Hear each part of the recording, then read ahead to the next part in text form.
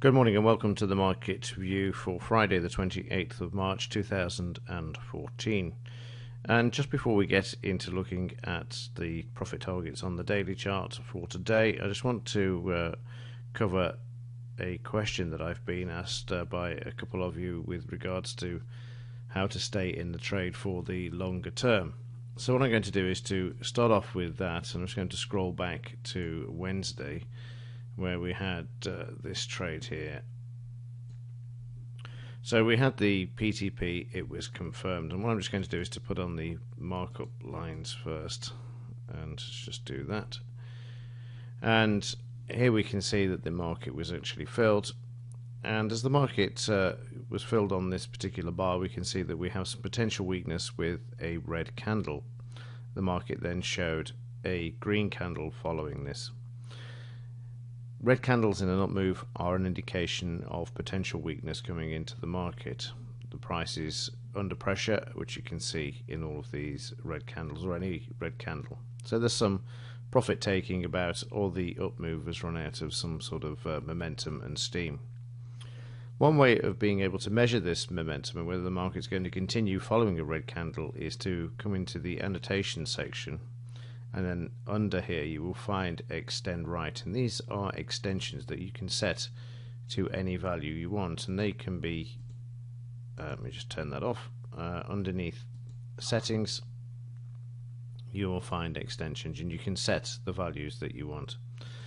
These are the default settings, and I'm just going to take 50% here, and what I will do with this 50% is when I see a red candle in an up move, I will place it below it.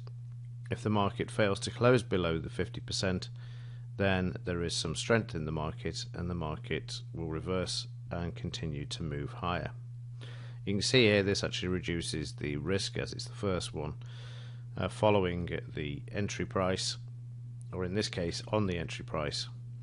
Normally I wouldn't be so concerned with the first one, because it's useful if the market actually breaks through like here, and then we have the red candle, because sometimes you'll have to, the market can come back to the recent low and then reverse and move higher, and also back 76% or 3/4 of the way back before moving higher.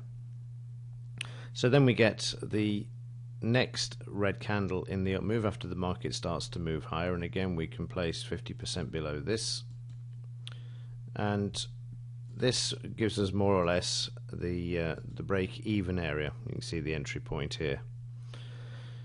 Again, it may be wise, because we've not even got to 20 pips yet, to let the market just breathe a little, but that decision has to be yours. We have got resistance here with the R1, resistance 1.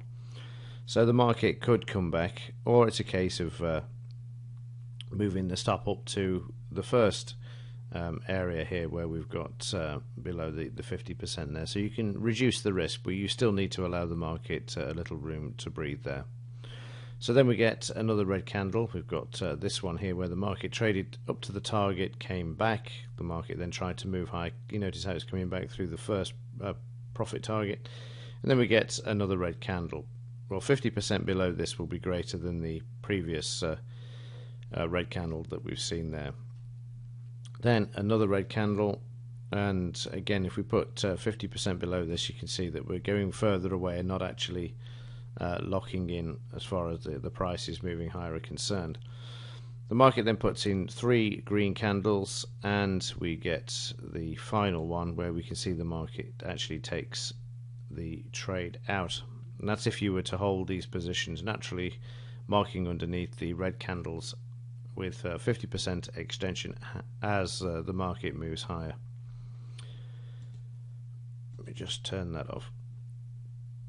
So let's go to tools and data, and we can see from drawing from the entry price up to the right, the red line there, that we have potential out of 28 pips by allowing the market to tell us what to do as prices moved higher. And of course at £10 per pip, that's an area of £280, and the maximum that could have been made on this trade, which was achievable because we're getting towards the end of the trading session, which we can see here. So And it's the thing that the professionals do that the amateurs don't do. They don't actually sell into a rally, and that's because of greed. You're just hoping the market's going to continue to move higher. But you will see on some of the live videos where I've actually done this on many occasions is actually sell when the market's actually moving with me as opposed to waiting for it to move against me. Again, it comes down to trading style and also the psychological profile for risk that an individual has as well. But it's very difficult to develop the habit of taking profits when the market's actually moving higher, because greed does tend to cloud your judgment. So there you can see 40 pips up to the high. Again, there's a valid reason for getting out because we're close to the end of the trading session there. So 40.87, 40 pips there. And again, that's £400 at £10 per pip, and that's just one market here where we've managed the trade by letting the market tell us what to do when we see those potential indications of weakness in the red candles. Of course, it's the opposite in a down move. When we get green candles, we can mark 50% above and manage the trade that way as well. So let's remove these lines and move on to having a look at what we've got for today. We had a potential short earlier. The market hit the stop before filling it, so that sell has become null and void now. In the daily charts, we've got another day where the market's rising. This is the 6th consecutive day at the moment. We're stuck at the 62% retracement.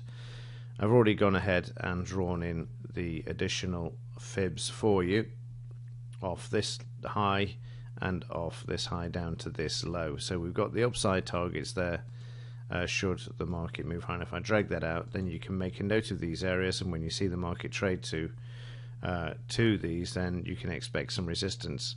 Funny enough, it actually coincides with the psychological levels of 167 and also 166.50 there as well. So you can see why the market is likely to struggle. On the downside, I've gone from the low to this high, and these are the two potential downside targets should the market move lower. And also we have the psychological level just here as well, which is going to be 165.50. So watch that as well if the market breaks through the 166 level there. On the news front for today, we've only got to the current account deficit. It's forecast at minus 13 billion instead of minus 20 for the previous. Let's wait and see. If it does come out better than forecast, then expect a bit of an up move initially from this. For the rest of the day, we don't really have any other major news being released, so again, it's down to any geopolitical news moving the markets along with the current count news there.